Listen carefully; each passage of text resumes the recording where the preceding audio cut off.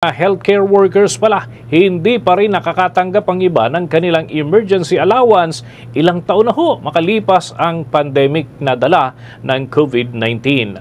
May balita ang Bombo Radio Legazpi.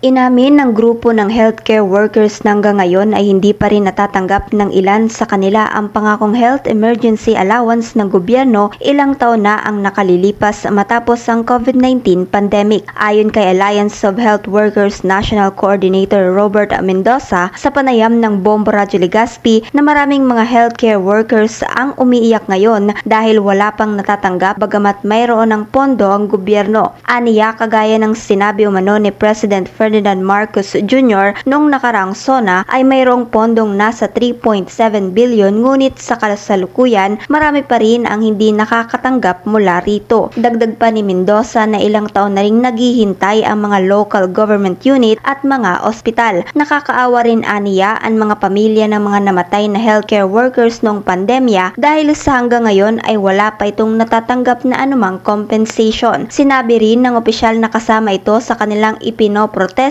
noong November 30 rally para mabigyan ng pansin ang performance-based ng mga healthcare workers. Base sa kanilang inisyal na datos, nasa 60 to 80 o 30% pa lamang ang nakakatanggap nito ngunit kung titignan umano ang marami pa rin ang hindi nakakatanggap lalo na sa mga probinsya maging sa mga syudad. Panawagan ng opisyal kay President Marcos na bigyang sana ng pondo at ipatayo bilang mga ospital para sa mga nurses at healthcare workers at mabigyan na ang kanilang performance-based bonus para sa taong 2021 hanggang 2023. Kasabay nito, naniniwala rin si Mendoza na dahil ito sa pagwaldas ng mga korap na opisyal sa pondo na dapat inilaan at binibigyang prioridad ang sektor para sa kalusugan. Talagang totoo ito kasi ang daming mga health workers natin na talagang umiiyak ng sa kasalukuyan kasi ang tagal na ito, natapos ang pandemya at ilang taon na rin natapos ang pandemya. Pero kahit